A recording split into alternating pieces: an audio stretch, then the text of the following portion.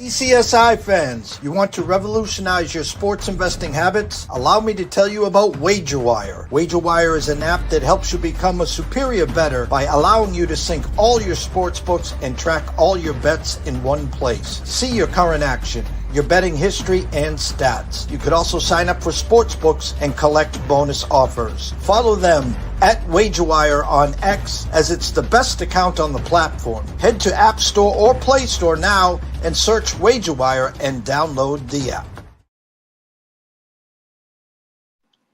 Week 15 has come and gone, but we are back again. All right, it's Live Zone and Mazzi here with you. Another edition of the Extra Point. The Raiders wish they got one more against Atlanta this week, but we're here to give you one anyways. All right, what's up, Live Zone? How you doing? Hey, we're doing good. We got the Christmas vibe going. I got the nice blazer on with the nice green under it. Got my Christmas vibes going on. We got a lot to talk about in the NFL today. We gotta keep it going. So what we got? We're starting out in Buffalo. Buffalo having a huge win over the Detroit Lions this week in a wild game. I'm sure all of us thought that it was going to be as wild as it was. Is Josh Allen as serious as he makes himself to be? Are these Buffalo Bills Super Bowl contenders? Are they number one seed in the AFC contenders? What is Buffalo's destination come playoff time? Live Zone. What are we seeing from Josh Allen? Is he the MVP? Is he not after this week? And what do we see for Buffalo's future?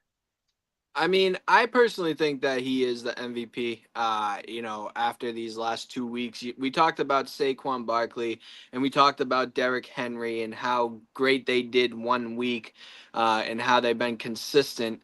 But we haven't talked about Josh Allen and how great he's been consistently, right? Yes, Saquon and Derrick Henry had a great week, and then after that had like a mediocre week the next week, and then after that kind of fell off a little bit and then came back. Josh Allen's been going consistently since I want to say, since the week that they went against Kansas City. He's just showing why you don't need all the stars in the world. He kind of has what I would consider be like that Brady type of team, where it's not the best talented team, but they win games because that's what they're there to do. I love what Josh Allen is doing. I think Josh Allen is the MVP, and I think the Buffalo Bills are a force to be reckoned with. Yeah, so Josh Allen, last three games, 13 total touchdowns, 0 interceptions, 852 yards throwing. Buffalo has put up 35 points or more, and they're averaging almost 42 points a game over the last 3 games. He's going absolutely absurd. To match that, he has his least amount of interceptions ever in a season going on right now. He's got 25 TDs on the year, 5 interceptions. He's tops in lots of categories. He's number 1 overall in QBR rating. He is the MVP. He's the reason these Buffalo Bills are where they are, and they are vying for a top seed. I do think it's going to take a little bit of Kansas City falling apart here in these last 3 weeks for Buffalo to take over that top spot in the AFC, but it is a possibility on the table. I don't see a reason for Josh Allen stopping. I see an argument for maybe saying, hey, in these last couple weeks, let's give him a rest physically coming to the playoff time, but then you diminish what he's doing regularly day in and day out and keeping the momentum rolling. So it's a one way or the other. And if it was up to Josh Allen, I'm sure he wants to play every single game, but I could see an argument for that. That being said, Buffalo Bills are going to go into this postseason rolling and be a force to reckon with, like you said. I do think it's, again, like you said, a Brady-esque team where the role players know what they're supposed to do. What did Brady teams always have? They had wide receivers that could hold on to the ball. maybe potentially make some yards after the catch once in a while, but that's not what they were like supposed to do. The main thing was catch the ball and hold on to it so we could keep the chains moving. Also have a running back that could wheel out of the side as well, run downhill like a James White. That's what they have in the James Cook. And then also you have another element to this in a running quarterback in Josh Allen, makes him even more dangerous. And they have a defense that can keep them in games. Your defense needs to play hard to keep you in a 24-20 game. They'll play it. Your defense doesn't need to show up and you're going to score a bunch of points, which is what's happened the past 2 weeks. Great. The defense is fine with that. They can hold a team to 42 points and still win a game. That's going to go a long way. They can also pop out and put you down for 20 points and Josh Allen blow you out with 35 as he's been averaging. So Buffalo, I just hope the one off game that I see coming for their future is in the regular season and not the postseason for their sake. Everybody's going to have an off game. The level that Josh Allen is playing at right now, you can't have a game like that every single week. And it feels like every single week he's having one of these games. So it's bound to break one week. And I'm just hoping it's regular season because I want to see these Buffalo Bills go far and vibe with these Pittsburgh Steelers and Chiefs, who we'll get to later on that we're a little worried about in this one. Yeah, no, I definitely agree with you to the extent of, he's having a lot of great weeks. I do want to say that there is another quarterback that isn't throwing as many picks as Josh Allen this year. Like I said, we'll talk about that more later on. But I think he already had his downfall game. I really do. I think Josh Allen isn't the type of quarterback to go out and sit games. I think no matter what, Josh Allen is going to be on the field. Now, if we're talking about Shakir and James Cook, then I could see them resting those players, but I just don't see them resting Josh Allen. Josh Allen wants to win. He wants to win now. He's sick of losing.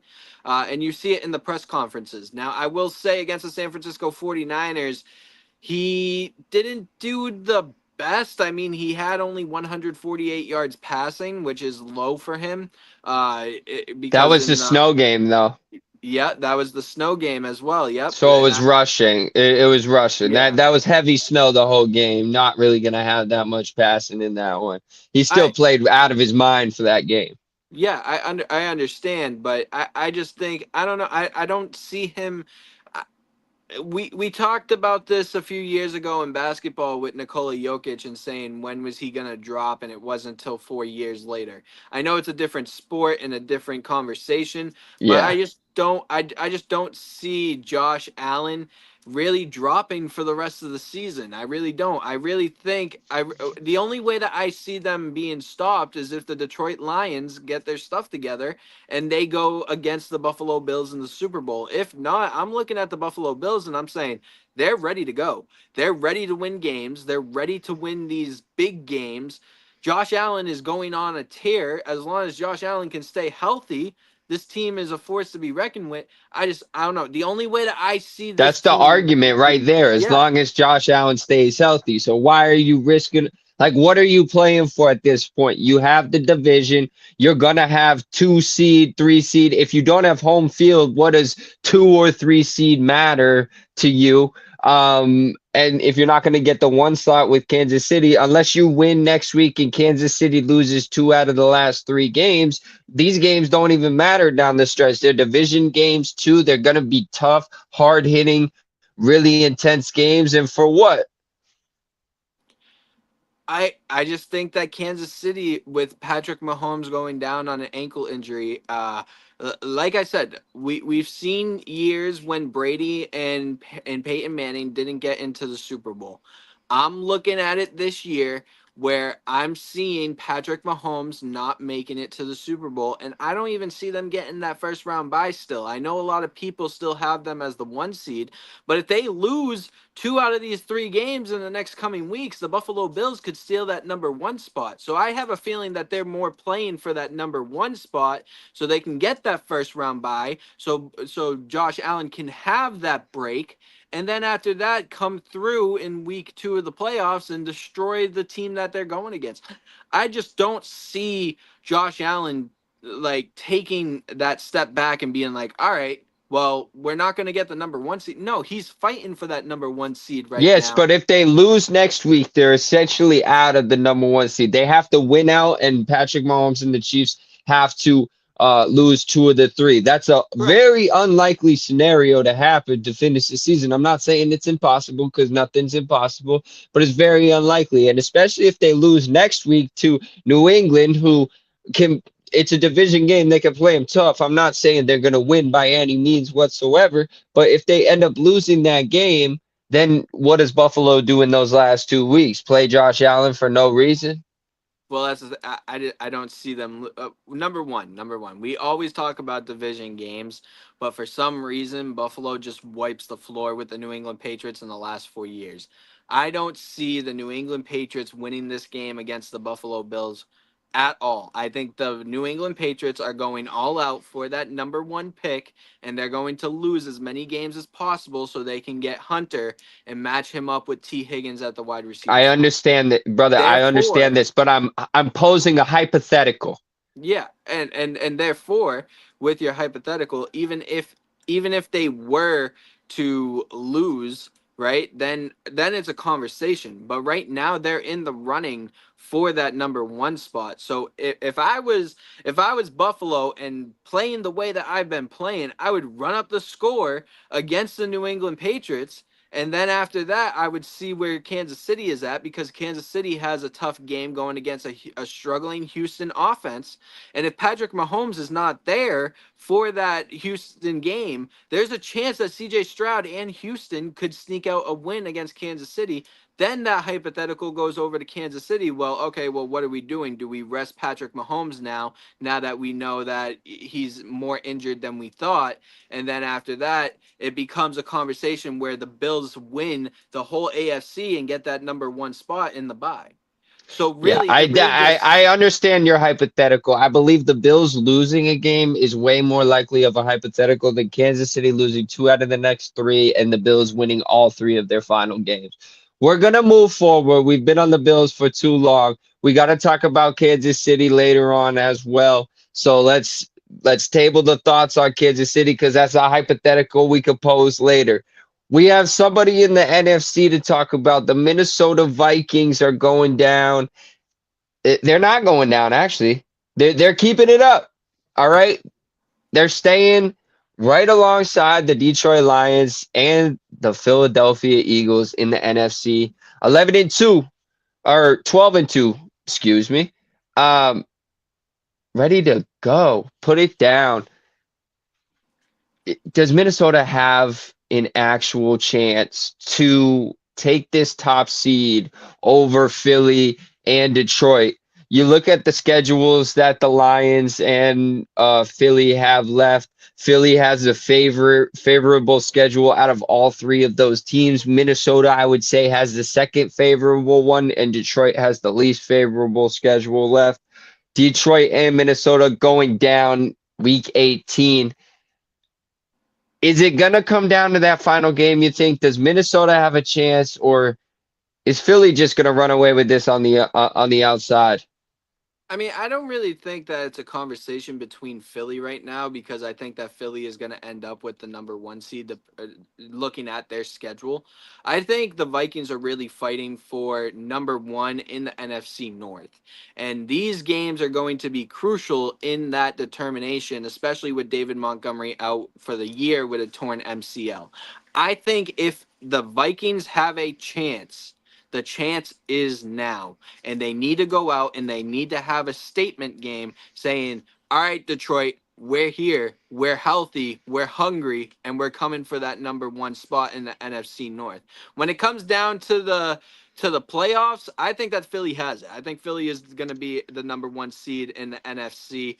But determining on how the Lions play and how Jamar Gibbs can be the only running back on that team, we're going to see a lot more passing game from the Lions. So we're going to see really if Jared Goff is that leader or if he's going to crumble under pressure. And we're going to see if Sam Darnold is legit or if Sam Darnold really shouldn't be having the QB1 after next year. So this is the time where Minnesota and Detroit, we're going to see who crumbles and who rises up.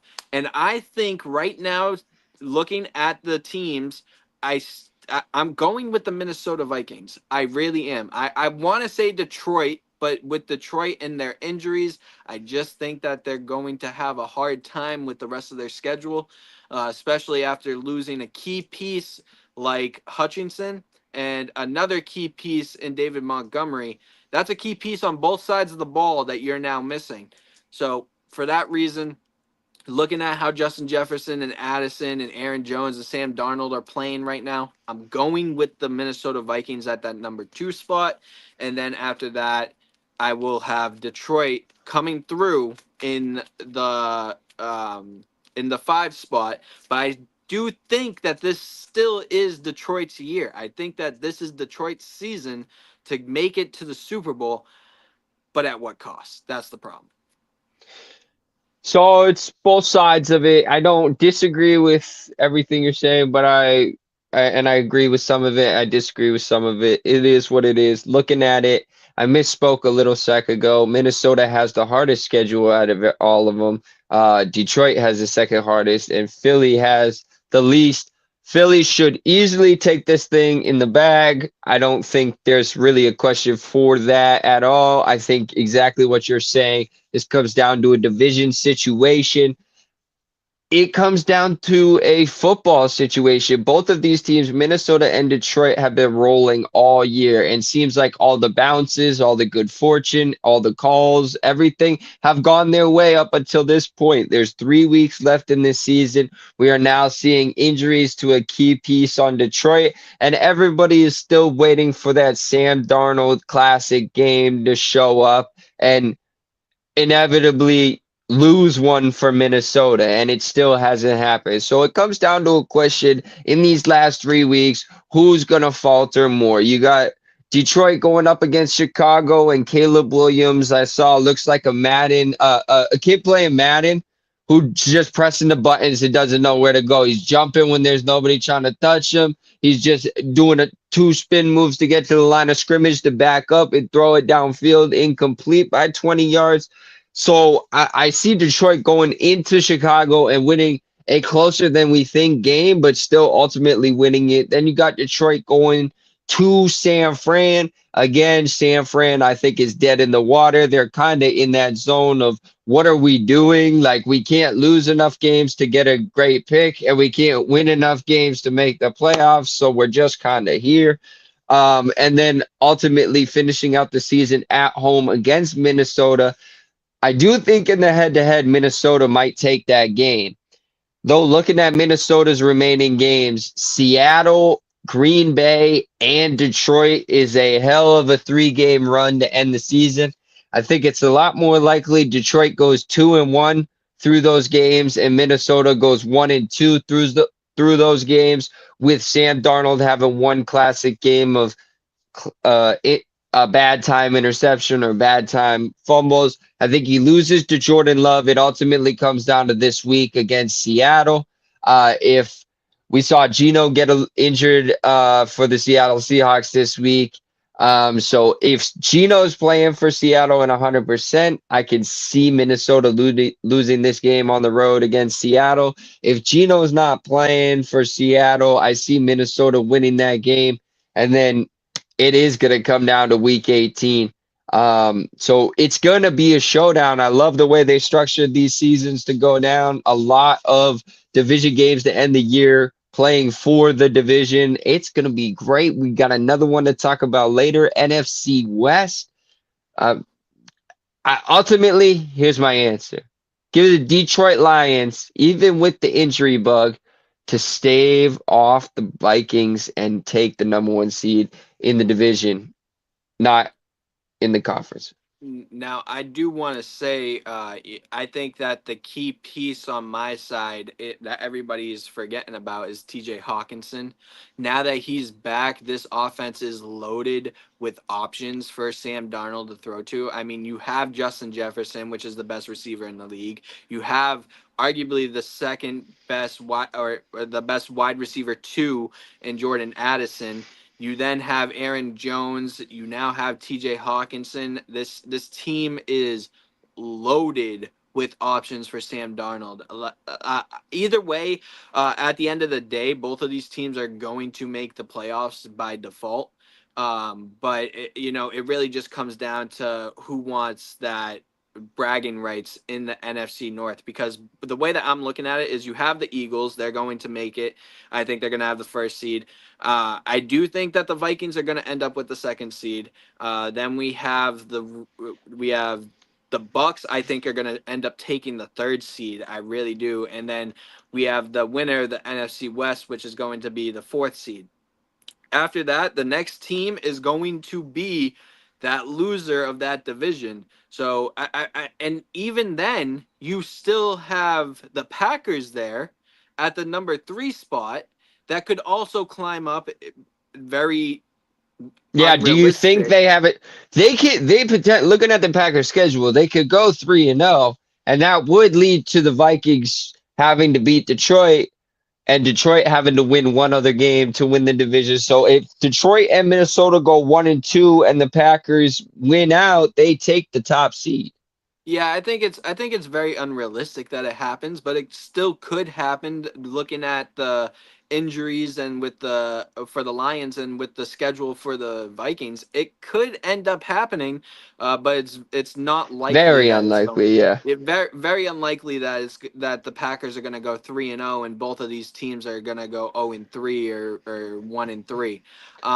But either way, that 3-point win by Detroit against Green Bay is coming up huge right now. Yeah, but either way, all 3 of those teams are going to make the playoffs by default. Really, what comes down to it is who's going to get that 7th seed. Is it going to be the Commanders, which are right now 9-5, or is a team like the Seahawks going to step up and steal it from the Commanders, like we were talking about a few weeks ago?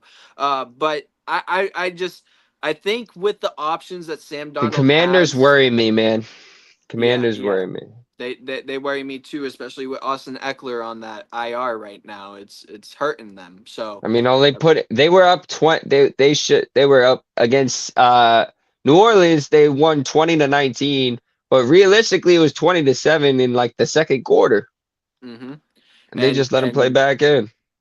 It's I don't know. There's a lot that could happen with that 7th spot because the Cardinals are still there. As much as I said that they were going to not be there, they're still hanging around. They're only a game or 2 behind. But I think, like I said, it's very unlikely, but it still could happen. Arizona, no. We've seen crazier happen, but no. They're dead in the water. Getting back to the NFC North conversation, I think the 3 teams between the Lions, the Vikings, and the Packers all make the playoffs very easily. They just have to keep on doing what they're doing. I just think with the injuries of the Detroit Lions, I think that it's going to end up being the Vikings season to lose pretty much. It really just comes down to what Sam Darnold is going to do.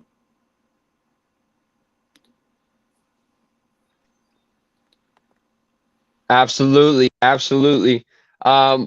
We have more to talk about going down on the extra point. But first, we're going to hear from our friends over at Atlanta Steaks.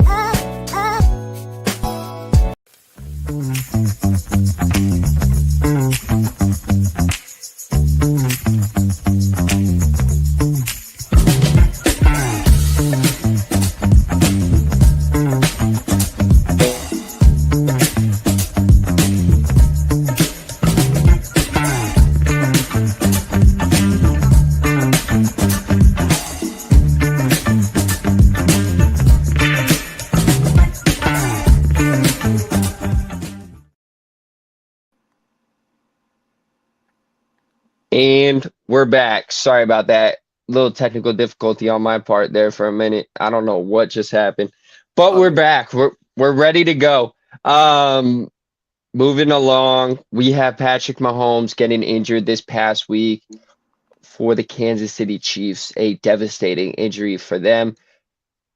Luckily, it's nothing too bad because he is practicing right now. So, Live Zone, what are we thinking about this injury? Should the Chiefs bench Patrick Mahomes because they have a short turnaround this week? They have a game on Saturday instead of Sunday. Is it beneficial to bench him because technically they only need to win one more game to solidify that slot in the AFC and get home field advantage throughout the playoffs, which I think they desperately need to be able to play in some of these games.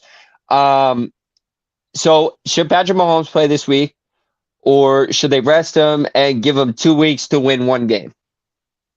Well, he has to play. He has to play this week. Like I said, we were just talking about the AFC with the Buffalo Bills and with the Kansas City Chiefs fighting for that #1 spot. If Kansas City wants that round 1 bye, which will be beneficial to Patrick Mahomes with this injury, he needs to play and he needs to win these few games coming up. That's what it comes down to.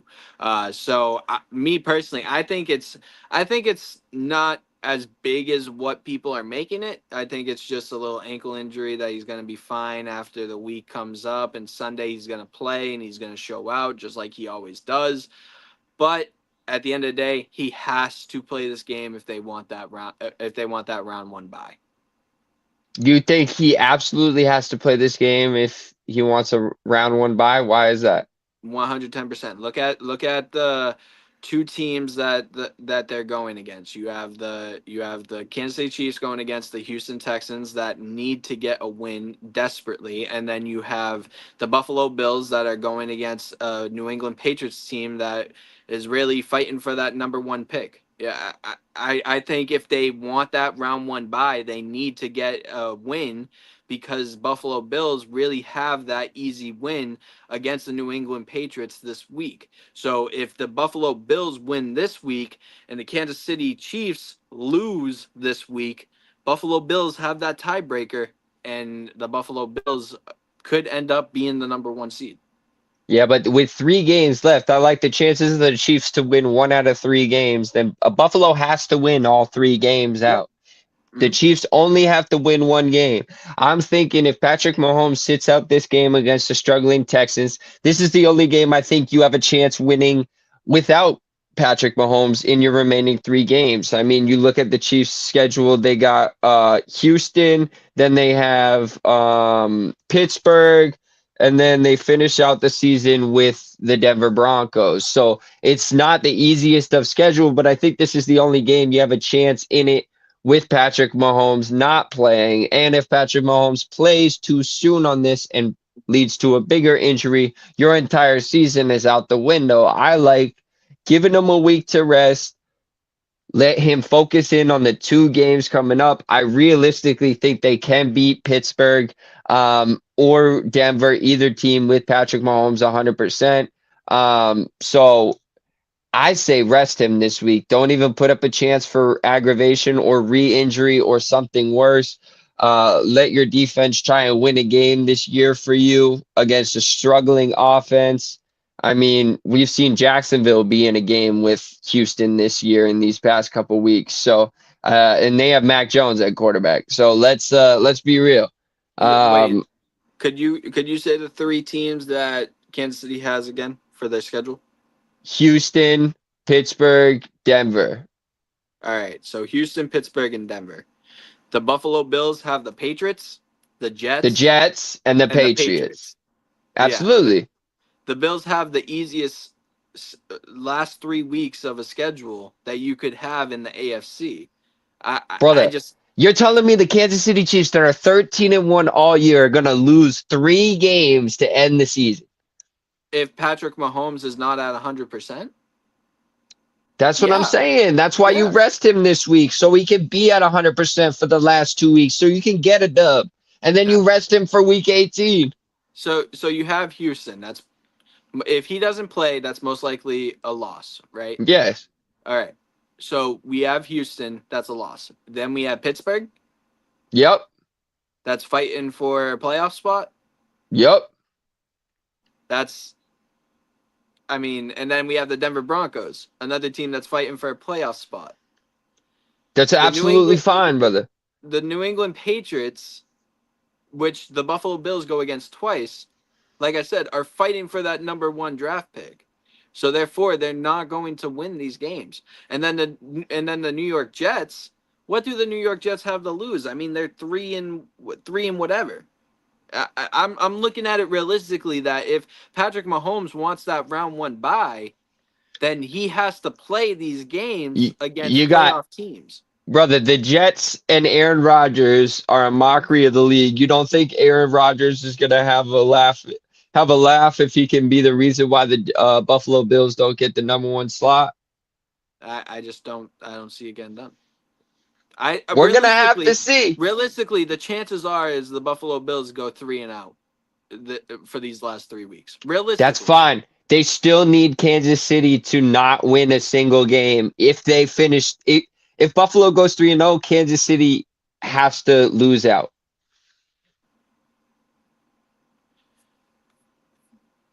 Hold on. I just want to look at this because right now the Buffalo Bills are 11-3 and the Chiefs are 13-1. If they win 2 games and Kansas City loses 2 games, which once again they're going against 3 playoff teams, one of them struggling, 2 of them not, right?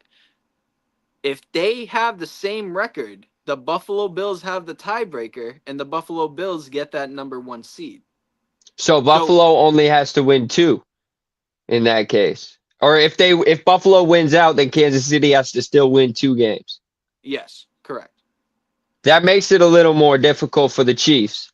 But yes, ultimately, I still think the Chiefs are going to get this top slot. I mean, we shall find out. Denver's putting up at least 24 points a game. Houston is on struggle, and if he doesn't play, then I feel like Houston gets the W that they need. And then after that, Pittsburgh is a 50-50, depending on what Pittsburgh shows up. If Mahomes plays against Houston and they win, Houston will beat either Denver or Pittsburgh and get the top spot. If Mahomes doesn't play, then I realistically see Buffalo being able to win out and Kansas City losing 2 of their last 3 to not get that top seed. But exactly. So it really does come down to this week. Yeah, and that's why I'm saying if he wants that number 1 seed and if he wants that round 1 bye, he has to play this week and they have to win. So, but I do think you're sleeping on the division matchups against Buffalo. I think it's going to be a little harder for them to go 3-0 than you think. 110%. I think it's going to be a little bit harder than what. Because if Buffalo loses 1 game, then I think it's wraps. Yeah. Like I said, Buffalo has to win out. I'm not saying that these games are going to be a piece of cake. I'm not saying. I mean, you said they blow out their division opponent. With the New York Jets, 110%. I think that game will be the easiest out of all 3. But the Patriots are going to be tough games. But I still think that they go 2-0 against them. I think realistically, if they win by 10 or if they win by 7, a win is still a win, and it gets you the round 1 bye. I just realistically think that the Buffalo Bills go 3-0 in these last 3 games, and that the Kansas City Chiefs, with a hurt Patrick Mahomes, that it's not looking good for them going against 3 playoff teams like that. So, realistically, I think that they lose 2 out of the 3 games against. I personally think, I think that they lose against Houston if Patrick doesn't play, and then the Broncos putting up at least 24 points a game. I could see them losing to the Denver Broncos. Now, the Pittsburgh Steelers, I think they win that game because the Pittsburgh Steelers, like I said, it's a 50-50 toss-up. And usually Patrick Mahomes is going to win that 50-50. So I think they'll beat the Steelers.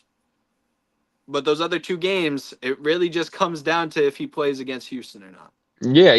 If he played, like I said, I expected him. If he doesn't play, I expected the Chiefs to go 1-2 in these last games, and Buffalo to maybe go 3-0. Realistically, 2-1 through these last 3 games. Now, if Patrick Mahomes plays, that number goes to 2-1, and then it doesn't even matter what Buffalo does. So, yeah, we're just going to have to see. We have more to talk about. We're going right along here on the extra point. We're moving over to the NFC West discussion. What's going on down there? Seahawks. I mean, this changes weekly, all week. 3 weeks ago, 4 weeks ago, the Arizona Cardinals were ahead by 2 games on people. Now, Arizona Cardinals are third. San Francisco 49ers are in the dumpster. The Seahawks are in second place after being on top the past 2 weeks, and now the LA Rams have found their way up to the top slot. Matthew Stafford, it's all over the place. Anything's up for grabs in the NFC West. Nobody wants to hold the lead. Seems like whoever wins this division is probably, I think 10 wins is the number for the division for sure, but it might even be, there's a possibility 9 wins get you the division, just one more game, but who knows with the division games coming down the pipeline. I do think 10 is that for sure number and you win the division. Live Zone, we got the Rams going against the Seahawks. We got the Cardinals playing the Rams. We got 49ers and Seahawks as well. I think we got all sorts of division matchups in this division. Who do you see taking the top slot in the NFC West? It's a hard take, but the one thing that I can say is that I wore red for a reason. Hello, Cardinals fans. Hello, 49ers fans. I told you that you would not be in this playoff picture a few weeks ago. I still think that. I mean, regardless of what happens, realistically, the Cardinals and 49ers are both out. It really comes down to the Seahawks and the Rams. Now, the Seahawks are going against the Minnesota Vikings this week, and the Rams are going against the Jets. Realistically, I have both of these teams losing the next 2 weeks, and then after that, going at it for that ninth game, or one wins this week and one wins next week, and then after that they go at it. But realistically, it's coming down to that last game. Like we said, the Seahawks versus the Rams. If you know me, you know who I'm voting for in this situation. I'm going with the LA Rams. Puka Nacua, Cooper Kupp, Kyron Williams, Matt Stafford, I mean, Parkinson at the tight end spot, you name it, they have it for options. I just think that Geno Smith, it's been going too well for him this year. And for that reasoning, I have him falling off a cliff in this last game going against the Rams, because the Rams do have a good defense. Even though they don't have Aaron Donald anymore, like in past years, they're still not a bad defense to go against. So for that reason, I have the LA Rams winning the division with the last game going against the Seahawks. Yeah, if you were here with us a few weeks ago, I also too said San Fran, you would lose a lot of games. I believe I said you'd end up with 10 losses on the year. I believe that is still a possibility on the table. Arizona, you were at the top slot, and I said I laughed at the question of you guys being in there for the division. You've proven me right once again. Congratulations beating the Patriots. I genuinely thought you might lose that game as well. Now, moving forward to the teams that matter in this division right now is the Seattle Seahawks and the LA Rams. And truthfully, I've been high on the Seahawks all season, and I'm a little sad to say this, but I think it's the Rams all day. Realistically, I see the Rams either potentially winning out or ending up 2-1 in these last 3 games. Jets, I believe the Rams can take care of business there. The Arizona Cardinals, you already know my feelings on them. And then comes down to Seattle's game. I think Seattle could take them for sure. I also think the Rams could take that game. That's a 50-50 one. That's either 3-0 or 2-1. And then you flip side this over to Seattle and what's going on over there. The Rams have gotten everybody back. And you look at Seattle, they're losing people at the seams. They had Geno Smith injure his leg in the last game, played about a quarter and a half of that other quarterback. I am blanking on his name right now, but he's known for throwing interceptions like Sam Howell. Jameson Williams, Jameis Sam. Winston.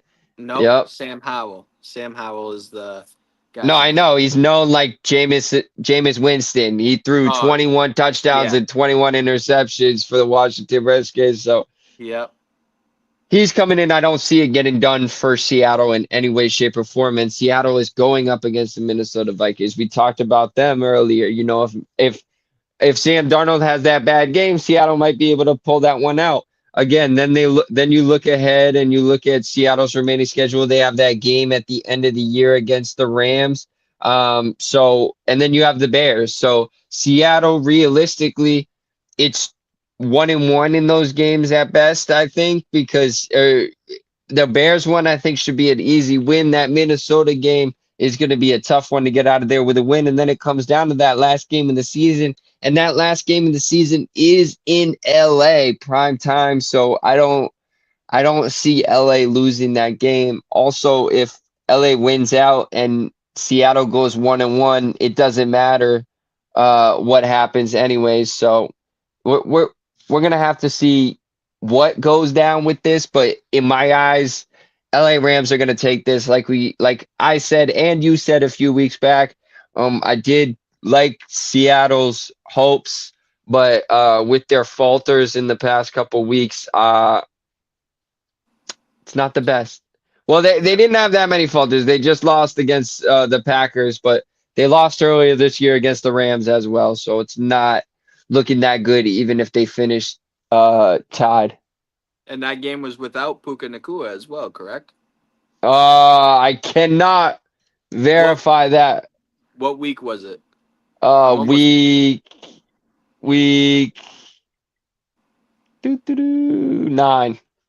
Yeah, I'm pretty sure that was without Puka Nacua. Well, now they got him. Yep. And It's now looking like a whole different game. Yep, now it's a whole different game. Like I said, Puka Nacua, one of the best wide receivers in the league. I personally think if Puka Nacua was healthy the whole season, we'd be talking about the Rams the same way we'd be talking about the Lions, the Vikings, and the Eagles. But because that didn't happen, they just didn't get there. But the Rams are legit. Their offense is a great offense, and it's a team to be reckoned with when they're healthy. But yeah. Well, we have one more thing to talk about, and that's the top 3 QBs of the season so far. But before we get into it, we have one little advertisement before we get into it. Let's see it. Jared, hey, we're gonna need you to tone it down with the Summer Friday thing, okay? What are you talking about? Well, for one, it's not summer anymore. Oh, really? Coconut. Also, who is this?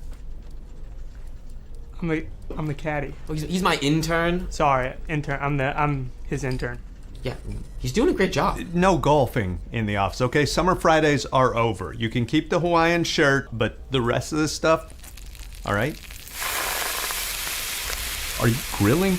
Oh, yeah. Did you want a burger or a hot dog? No, grilling in the office. It's a good point. We should take this outside. No, that don't. You put that right back down. Yo, it's all in the hips. Oh, dude, come on, we gotta go. Let's go.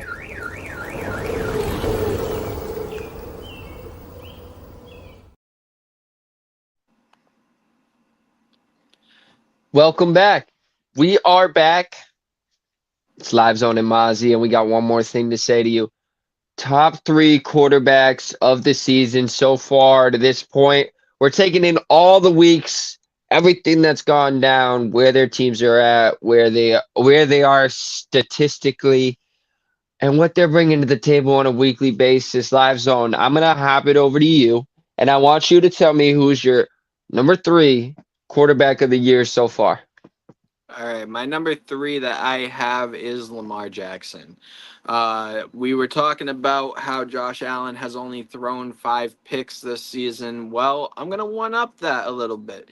Lamar Jackson, since the season started, 3,580 yards, 34 touchdowns, and only 3 interceptions. I would have been more amazing knowing that this is coming from a running quarterback. This is coming from a guy that the offense is built on the run game, and you're telling me that he's putting up 3,500 yards and 34 touchdowns and only getting 3 interceptions in that season. It's amazing. It really is what he's done this season. He's really transformed himself. We talked about how he came through 15 pounds lighter, so he had more stability and more everything towards him, more muscle on his arms, everything in between. We really are seeing it this year. QB rating of 68.1, I believe. Nope, that's completion percentage. A completion percentage of 68.1% coming from a running quarterback with that many yards and the least amount of interceptions that I've seen from this generation of quarterbacks is insane. So I had to put Lamar Jackson as my number 3. I totally respect your pick, and it may seem like I hold something against Lamar Jackson, but I don't. I love Lamar Jackson. He's a top 5 quarterback in the league this year, no question about it. No ifs, ands, or buts. I personally did not have him on my top 3. The only reason being is I wanted to highlight somebody else who's had a great year that we don't talk about enough. And then on top of it, I think Lamar Jackson's stats are always going to be there. I also just look at his team. It's so wide open of a team, too. It's so hard. He's going to get his in there, and those stats are going to be padded. I know that interception is extremely impressive. 3 interceptions on the year. I'm not knocking him for that. But those touchdowns and those yardages and those rushing yardages are opened up not only by his ability, but also the ability of all his teammates on his team.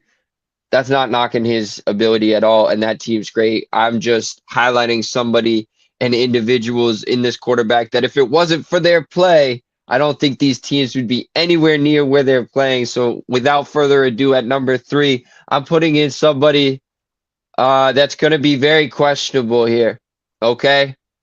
They're leading their division at an 8-6 record. Baker Mayfield is a top 3 quarterback this year. Okay, 3rd in touchdowns with 32, 4th in yardage with 3,617 yards. His interceptions are something to be desired as he has thrown 14 on the year, which has severely brought down his QBR to a 51, where he ranks about 20th. But realistically, if you look at this, the only reason the Bucs are anywhere potentially in their division right now is because of his gunslinging ability, laying it out to Mike Evans out there, Godwin going down horrifically, playing with the tight end in. I mean, you look at Bucky Irving has done running for the Tampa Bay. Yes, I agree with that. I definitely agree with that. I see where you're coming from that. But Baker Mayfield has won them some of these games by his throws, the throws that he's made in clutch times, the plays that he has made downfield, fitting it into tight windows, putting on a show, throwing for touchdowns. He's thrown for 4 touchdowns 3 times this year. He's thrown for 3 touchdowns 5 times this year, and he's thrown for 2 touchdowns 8 times this year. Okay, so he's slanging it out there really well. And, you know, I got to give them the props. The only reason why they're top seed in their division is because of Baker Mayfield. I'm really happy that you went with Baker Mayfield because you're not crazy. I 110% agree with you, which is why my number 2 is Baker Mayfield. I definitely agree with you on the Baker Mayfield side. I'm really happy that you did not say Geno Smith like I thought you were going to say. But yeah, no, I have Baker Mayfield at my number 2, 32 touchdowns, 14 interceptions. You got to remember that Mike Evans and Godwin going down is definitely a big reason for that happening. But with this running back core, with Rashad White not being anything until Baker Mayfield really got there, Bucky Irving having one hell of a rookie season because of Baker Mayfield really pumping that offense up. You have Mike Evans there. He had his what was it? Was it his 100th or 1,000th? I think it was 100th, right? 100th career touchdown with Baker Yeah, 100. Mayfield. Yeah, yeah. I don't know why I said 1,000th, but 100th career touchdown with Baker Mayfield. Chris Godwin having the best year of his career since Brady left, or Brady in his first year with the Tampa Bay Buccaneers. This team is set up to win. And they just needed a quarterback that was ready to win. And that's what Baker Mayfield brings to the table. Baker Mayfield wants to win games and he wants to be a star. Well, that is what Baker Mayfield is. He is, in my eyes, the second best quarterback in the league. We talked about how Lamar Jackson had a 68.1% completion rate. Baker Mayfield has a 70.8 completion rate. I think that Baker Mayfield is really having his career year that he should have been having in Cleveland, but Cleveland gave up on him. Learned 1 year off of Matthew Stafford in LA, had one bad year in Carolina, and then boom, he comes through in Tampa Bay and has the best years of his career. Number 2, I got Baker Mayfield. Respect. I am shocked because I hope I know who your number 1 is. I hope we have the same number 1. But if you have a different number 1 than me, I respect it. But I am shocked that you don't have my number 2 on your list somewhere. This is why I left Lamar off. I wanted to highlight Baker Mayfield. We know who number 1 is supposed to be on this list. That number 2 slot, Jared Goff for the Detroit Lions. Okay? Really? He has had an absurd season. He's second in passing yards, over 3,700. He's fourth in touchdowns with 30. He's eighth in QBR with a 65. He's only thrown 10 interceptions on the year, and he's thrown it as much, if not more, than any other quarterback this year. I mean, he's got games with over 50 attempts. He's got a game with nearly 500 yards, 5 touchdowns, and he lost that game. That's how crazy it is. He's thrown for 2 touchdowns 10 times this year. He's thrown for 3 touchdowns 5 times this year, and he's thrown for over 4 touchdowns twice this year. The man's on another level. He's leading the Detroit Lions to arguably one of their best seasons in franchise history. He has a supporting cast to make it happen. He's going out there and putting up points on the board. They scored over 50 twice this year, mainly on his arm. He's going out there, finding his receivers. He has the talent, and he's making it happen, truly. He was in the MVP conversation with me. Remember, he had 5 interceptions in one game. So those 10 interceptions, you take away that one game, and he's only thrown 5 interceptions on the year. So that's realistic. That's right around Josh Allen and Lamar numbers right there. Yeah. 2 of the best quarterbacks that we've seen. 2 people that are arguably going to be on this list no matter what, even at the end of the season. I got to give my props to Jared Goff, realistically. I mean, hell of a season, keeping it going. Let's see how far he can make these Lions roar. All right. Now, I don't have Jared Goff on my list. I'm going to tell you right now that there's 2 other people that I don't have on my list that a lot of people would have on the list for the last 6 weeks, but because we're only talking about this season in full and not the playoff stretch, I do not have Josh Allen on here, and I do not have Patrick Mahomes on here either. My number 1 guy, I think there's only one guy that I can put on here. If you know me, I hate this team so much. This team really aggravates me in the beginning of the season. And then after that, they prove me wrong at the end of the season every single year, fighting for a playoff spot. I'm going with Joe Burrow. Joe Burrow is the number one quarterback this year, in my opinion. Now, I understand what you're saying with that reaction based off of record wise, but based off of the stats, Joe Burrow is second to none this season in the NFL. 3,900, almost 4,000. He's 23 yards away from hitting a 4,000 yard season. 36 touchdowns and 8 interceptions. Multiple games throwing 4 or 5 touchdowns in one game. And he has a completion rate of 68.5%. With a team that's around him, it's very impressive for him to have a career year like this, knowing that Chase Brown is a rookie. Zach Moss has led to nothing. Jamar Chase is really your only option on the offense. Mike Gesicki is washed. He is not the same Mike Gesicki that he was in Miami. And then T. Higgins wants out. With the way that this team is crumbling, and I still believe that this team is crumbling, I still believe that at the end of this year, this team will break up. Joe Burrow is the number one quarterback. Just think of what kind of a season he would have if this was a collective unit like other teams. If he's putting up 4,000 yards with a team that's broken up in the pieces. With that being said, that's my take for number one. I had to put Joe Burrow on here. Like I said, if we were talking about playoff stretch, if we were talking about the last 6 weeks, he's not on here. He's not even close to number 3.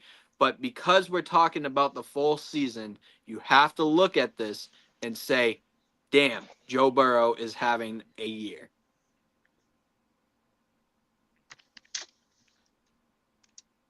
Wow. Nice.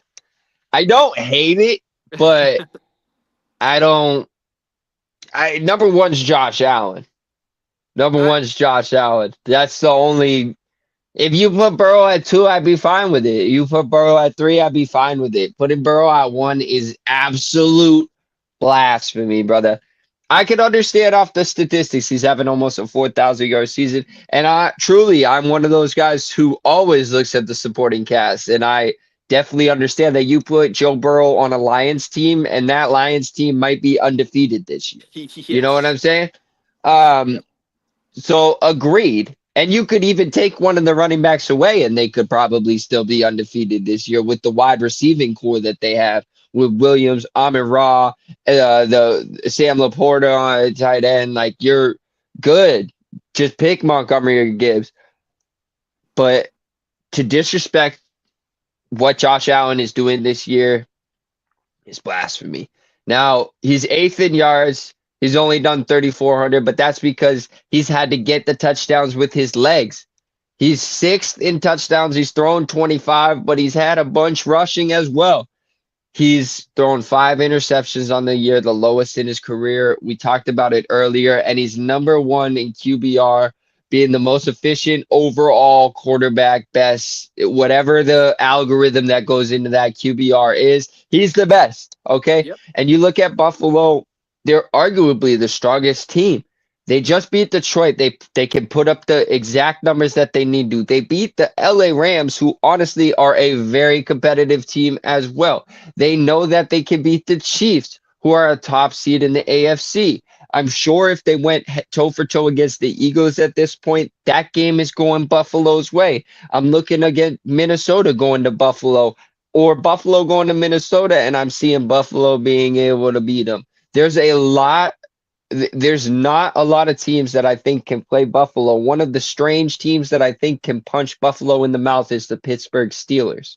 I just think their defense has a way, and Mike Tomlin's not going to let Josh Allen win the game, and he's going to make somebody else win the game, and that person may falter and be the ultimate. You take the ball out, just like you take the ball out of Lamar Jackson's hands and Josh Allen's hands and don't let them affect the game, you can win the game. If you're just letting them do whatever, they're going to end up torching you. But this man has Buffalo looking to get a top seed in the AFC. This man has Buffalo looking like they're truly Super Bowl contenders in my eyes for the first time in a few years. They were Super Bowl contenders over the past couple of years, but with the strength of Patrick Mahomes and the Chiefs, I didn't think it was possible. This is one of the first years that I think Josh Allen has a chance to actually get it done if they meet up with the Chiefs in the AFC championship game. At this point right now, I don't see the Chiefs making it to that AFC championship game with how congested this AFC has become. But listen, every single bit of success that Buffalo is having right now rests on the shoulders of Josh Allen. It may not, it hasn't been that way since all the way to the beginning of the season, like you said. And it has really been accentuated in these last 6 weeks by Josh Allen. I mean, 5 total TVs in one game, 6 in another, and 3 in another. Like, he's just laying his body out there doing what he needs to do to win. But I mean, this man, the season that he's having with keeping the turnovers down and everything and still being effective in throwing yards and touchdowns, you can't underestimate what he's doing. And if he continues this to the end of the regular season, I think they take the top spot from Kansas City, but I just don't know if it's sustainable. Yeah, no, I 110% agree with you on Josh Allen. Like I said, if we were talking about playoff stretch in the last 6 weeks, Josh Allen's number 1. Joe Burrow doesn't even touch my top 3 list, but because we're talking about the full season, and a few weeks ago on the Live 5 list, we talked about wide receiver and quarterback duos, top 5 in the last 25 years. Well, if you told me this week that those were Jamar Chase and Joe Burrow's numbers, they would be up there. They would be up in the top 20 in the top 5 for the last 25 years for seasons that they've had. So for that reason, yes, 110%, I agree with you. Josh Allen's the MVP. Josh Allen is the guy right now, and has been since early November. I 110% agree with that, and I can see why you put him at number 1 because of that reason. But let's not forget what he was doing before they got Amari Cooper, and before when they were struggling, and before when at the beginning of the season, if you told me that Buffalo was going to make the playoffs, hell, be the number 1 seed or 2 seed in the AFC without Stephon Diggs, I would have said you're crazy. And same with you. So for that reason, 110%. Since early November on to now, Josh Allen, number 1. But if you look at the full season and look at what Joe Burrow is doing with a broken But you offense, can make the same argument for Joe Burrow, though. Through week 6, Joe Burrow shit the bed, and then Joe Burrow decided to turn it on for the past 8 weeks. Well, exactly. But with Joe Burrow's numbers in week, I mean, we talk about the Titans first week, 3 touchdowns, Cowboys 3 touchdowns, Steelers 3 touchdowns, Chargers 3 touchdowns, Ravens. They still lose all those games. Didn't they lose all those games? What? Not all of them, but 110%. I agree with you. That's why we're not basing it off a record. We're basing it off of the quarterback itself. So for that reason, that's the reason why Joe Burrow is my number 1. If we're looking at record, and if we're looking at we're looking at everything. Success, yeah, looking at everything. Yeah, 110%. You're looking at everything, but I'm looking at number base more than anything right now, and the way that I see it is Joe Burrow is putting up one of the best years in the last 25 years, and he's about to eclipse 4,000 yards with probably 40 touchdowns at the end of the year. That's something that we haven't seen in a while. That's something that we can't look past. So 110%, I agree with Josh Allen. Josh Allen in the whole season, he's my number 4. So I understand why you have him there. but I just couldn't look past these three guys for the whole season based off of what Josh Allen has done for the last 6 weeks. There you have it. That's a wrap. That's the extra point for this week 15 recap and week 16 going into it. Thanks for being with us. Happy holidays to everybody, you and your family, everyone you know and love. We hope it's a good time of year filled with cheer.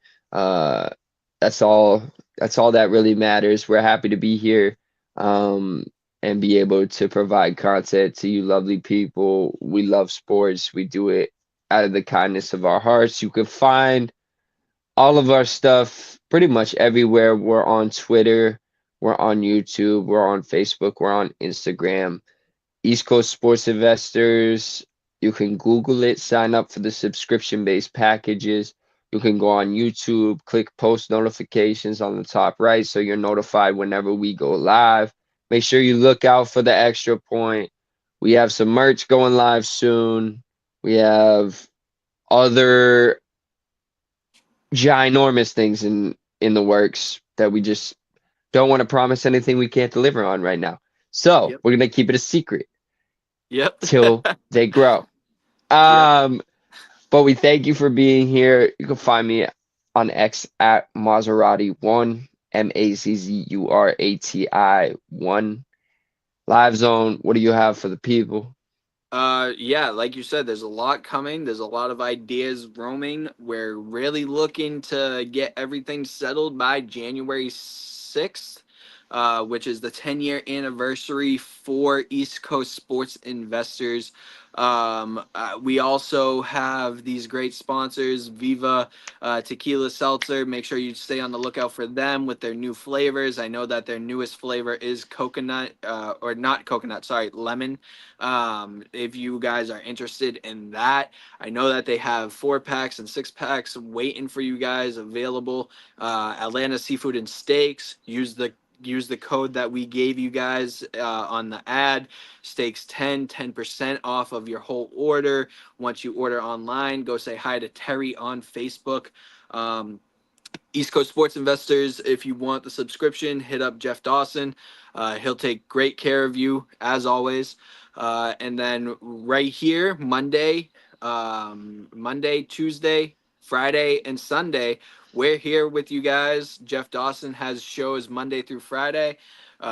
East Coast Sports Investors, Live Zone Sports, really a tight unit right now. So just be on the lookout. Next show is going to be Friday, which is the Live 5 list for everybody that doesn't know. That is sports history. We got a special one coming for you during the Christmas time, Christmas spirit. And yeah, merch coming. That's Ravens Steelers this week. Who you got? Give me the Ravens because Pittsburgh won Yep. last game. Yep, give me the Ravens because Pittsburgh won last game. That's it. Remember, always Stay tuned.